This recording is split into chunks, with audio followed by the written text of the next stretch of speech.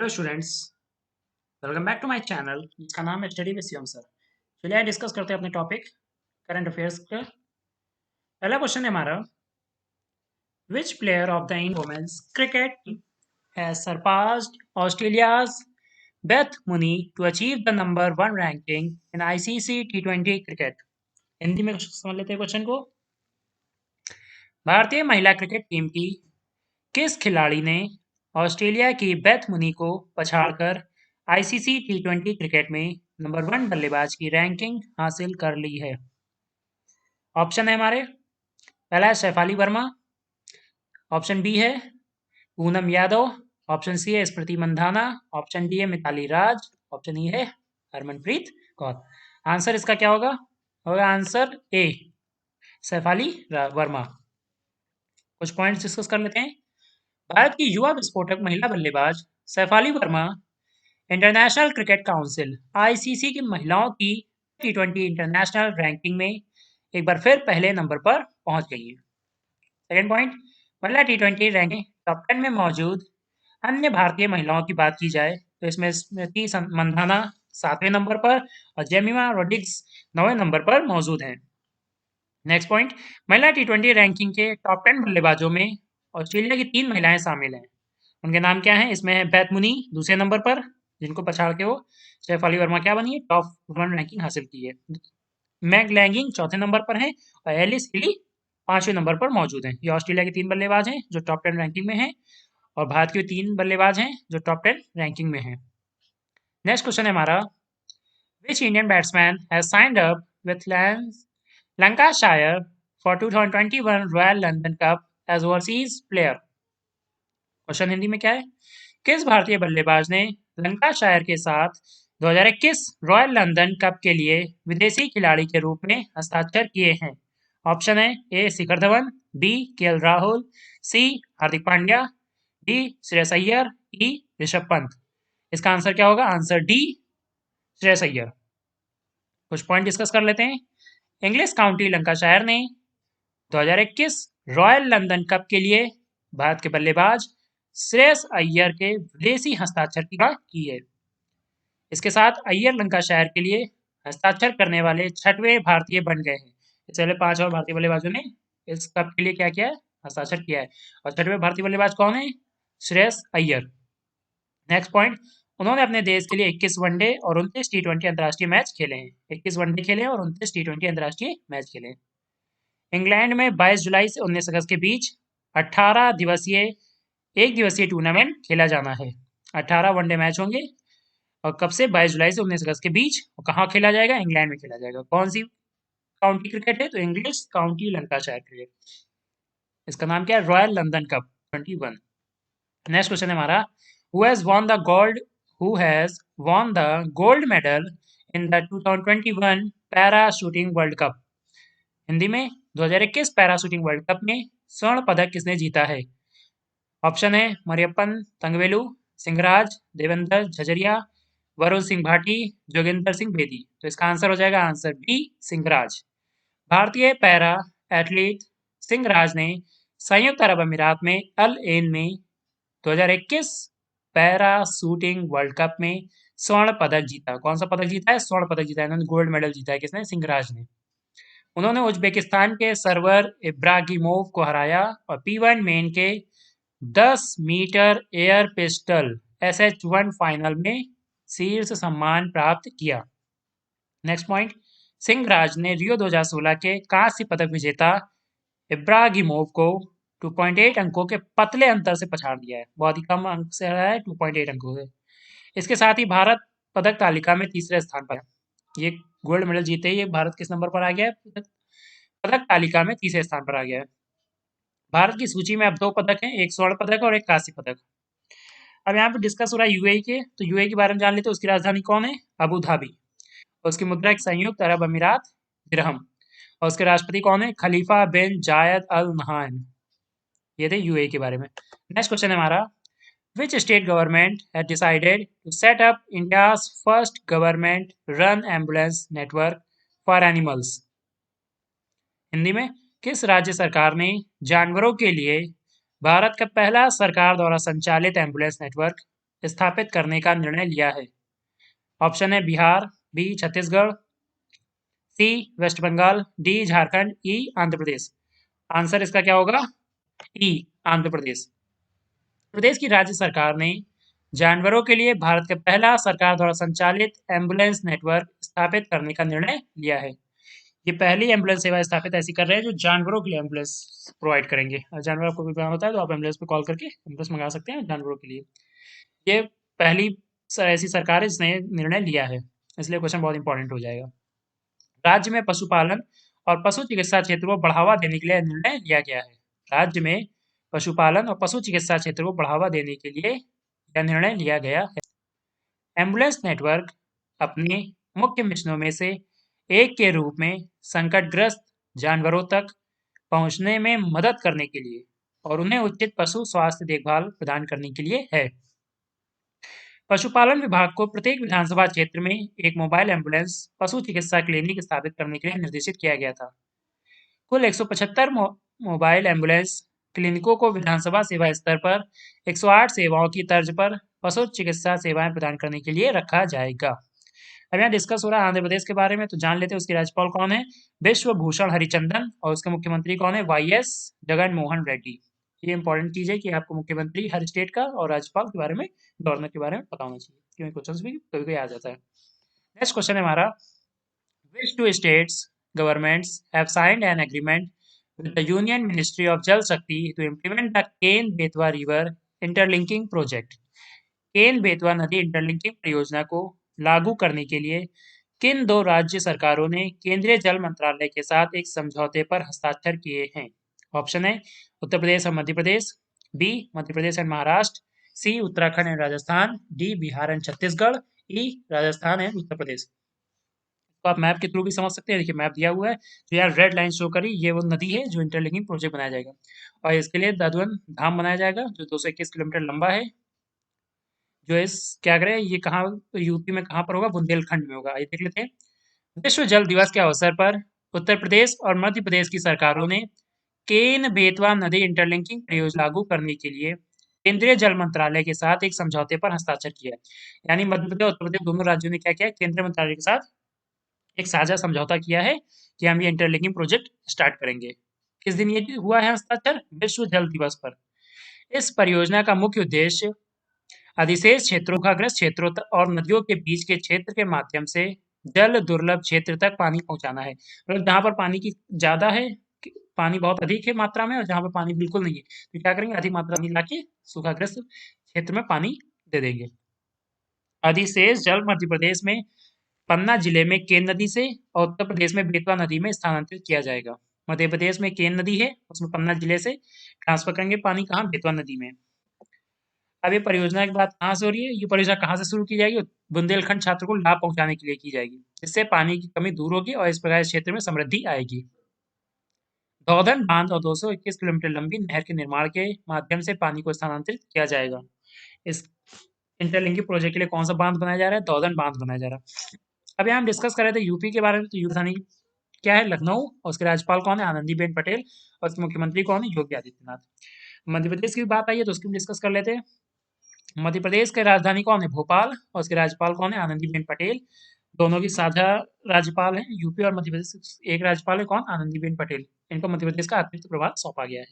और मध्य प्रदेश का राजकीय वृक्ष पूछा जाए तो बरगद का पेड़। और वहाँ के मुख्यमंत्री को आप लोग जानते ही होंगे, शिवराज सिंह चौहान। ये हाल ही में बने। नेक्स्ट क्वेश्चन है हमारा, हु हैज इनॉग्रेटेड शहीद भगत सिंह स्मारक इन न्यू दिल्ली? हिंदी में, नई दिल्ली में शहीद भगत सिंह स्मारक का उद्घाटन किसने किया? ऑप्शन है प्रकाश जावड़ेकर, बी रमेश पोखरियाल, सी संजय शामराव धोत्रे, डी नरेंद्र मोदी और ई अमित शाह। तो इसका आंसर हो जाएगा आंसर बी रमेश पोखरियाल। केंद्रीय शिक्षा मंत्री श्री रमेश पोखरियाल निशंक ने नई दिल्ली में शहीद भगत सिंह स्मारक का उद्घाटन किया। रमेश पोखरियाल जो केंद्रीय शिक्षा मंत्री है, उन्होंने क्या किया है? शहीद भगत सिंह स्मारक का उद्घाटन किया है। भारतीय राष्ट्रीय आंदोलन के हमारे राष्ट्रीय प्रतीक शहीद भगत सिंह, सुखदेव थापर और शिवराम राजगुरु की शहादत के 90 वर्षों को श्रद्धांजलि देने के लिए शहीद दिवस पर दिल्ली विश्वविद्यालय द्वारा आयोजित एक कार्यक्रम के अवसर पर उद्घाटन हुआ है। देश के लिए बहादुर स्वतंत्रता सेनानियों भगत सिंह, सुखदेव थापर और शिवराम राजगुरु के बलिदान को याद करने के लिए हर साल 23 मार्च को शहीद दिवस मनाया जाता है। 23 मार्च 1931 को उनमें से 3 को अंग्रेजों ने फांसी दे दी थी, इसीलिए हम इस दिन को शहीद दिवस के रूप में सेलिब्रेट करते हैं। इस दिन को 23 मार्च 1931 को।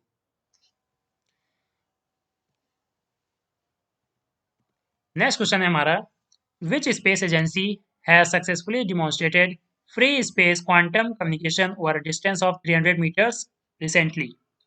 हिंदी में, हाल ही में किस अंतरिक्ष एजेंसी ने 300 मीटर की दूरी पर मुक्त अंतरिक्ष क्वांटम संचार का सफलतापूर्वक प्रदर्शन किया है? ऑप्शन ए है इसरो, बी है नासा, सी है जैक्सा, डी है सीएनएस और ई है स्पेस एक्स। इसका आंसर क्या होगा? आंसर आप फिगर देख के समझ गए होंगे, इसरो। आंसर ए होगा इसरो। पहली बार अपनी तरह की पहल में भारतीय अंतरिक्ष अनुसंधान संगठन, ये इसरो का फुल फॉर्म है, भारतीय अंतरिक्ष अनुसंधान संगठन इसरो, ने देश के भीतर विकसित हुई कई तकनीकों के साथ 300 मीटर की दूरी पर मुक्त अंतरिक्ष क्वांटम संचार का सफलतापूर्वक प्रदर्शन किया। नेक्स्ट पॉइंट, प्रदर्शन में लाइव वीडियो कॉन्फ्रेंसिंग का उपयोग किया गया था, जो क्वांटम की अनक्रिप्टेड सिग्नलों का उपयोग करते हुए space application centre SAC Ahmedabad में कैंपस के भीतर 2 लाइन ऑफ विजन इमारतों के बीच हुआ है। नेक्स्ट पॉइंट, यह प्रयोग सुनिश्चित करने के लिए रात में किया गया था कि प्रत्यक्ष सूर्य के प्रकाश से कोई हस्तक्षेप, मतलब इसमें सूर्य का इंटरफेरेंस कुछ ना हो, इसलिए इसको, ये जो प्रैक्टिकल था हमारा, कब किया गया एक्सपेरिमेंट? रात में किया गया।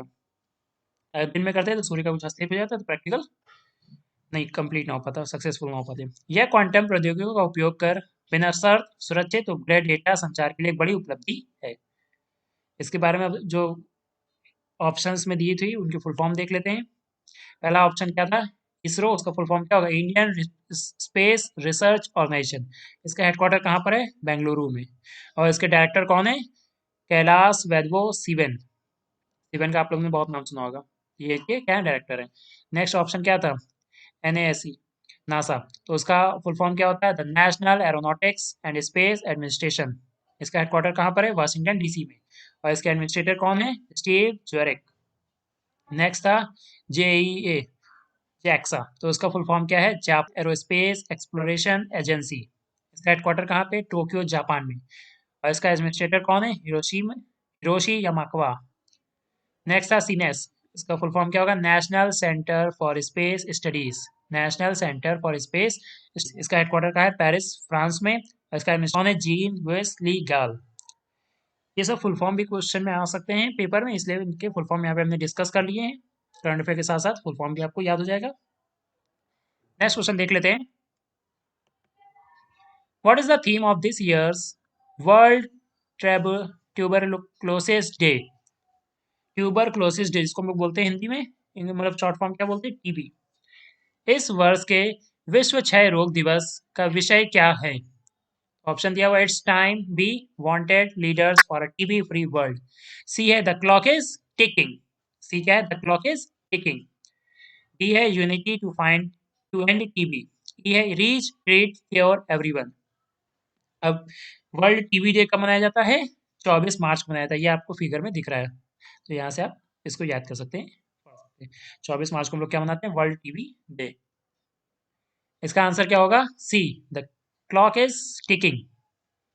TB के वैश्विक महामारी और रोग को खत्म करने के प्रयासों के बारे में जनता में जागरूकता पैदा करने के लिए 24 मार्च को हर साल विश्व तपेदिक दिवस मनाया जाता है। TB को हम लोग हिंदी में क्या बोलते हैं? तपेदिक मनाया जाता है। सेकेंड पॉइंट, 1882 में 1882 में उस दिन की तारीख को चिन्हित किया गया जब डॉक्टर रॉबर्ट कोच ने घोषणा की कि उन्होंने TB का कारण बनने वाले जीवाणु की खोज की, मतलब जिससे TB बनती है, जिस वायरस से, उसकी इन्होंने खोज कर ली थी। इसलिए इस दिन को हम लोग क्या बोलते हैं? वर्ल्ड TB डे, जिसने इस बीमारी के निदान और इलाज का रास्ता खोल दिया था। विश्व TB दिवस 2021 का विषय क्या था? The clock ticking, the clock is ticking. इस अर्थ को दर्शाता है कि वैश्विक नेताओं द्वारा किए गए TB को समाप्त करने के लिए प्रतिबद्धताओं पर कार्य करने के लिए दुनिया समय से बाहर चल रही है, मतलब जिस स्पीड से हम लोग को इसको TB को समाप्त करना चाहिए था, उस पर हम लोग कार्य नहीं कर पा रहे, इसलिए 2021 का हमने विषय क्या दिया गया? द क्लॉक इज टिकिंग, हम लोग समय से पीछे चल रहे हैं। टीबी एक संभावित गंभीर संक्रामक रोग है जो मुख्य रूप से आपके फेफड़ों को प्रभावित करता है। टीबी पैदा करने वाले बैक्टीरिया एक व्यक्ति से दूसरे व्यक्ति में खांसी और छींक के माध्यम से हवा में छोड़ी गई छोटी बूंदों के माध्यम से फैलते हैं। टीबी क्या होता है? एक व्यक्ति दूसरे व्यक्ति में खांसी और छींक के माध्यम से, अगर आपने छींका तो हवा में एक व्यक्ति से दूसरे व्यक्ति में ट्रांसफर हो सकता है। क्या? टीबी के बैक्टीरिया। नेक्स्ट क्वेश्चन है हमारा, who has been elected as to be US president surgeon general? अमेरिकी राष्ट्रपति के सर्जन जनरल के रूप में किसे चुना गया है? Option A Akshay Kapoor, B Vivek Murthy, C Narendra Vivesh, D Yatin Karekar, E Kabir Sadanand. इसका आंसर क्या होगा? विवेक मूर्ति। आंसर बी क्या होगा? Vivek Murthy. Points discuss same.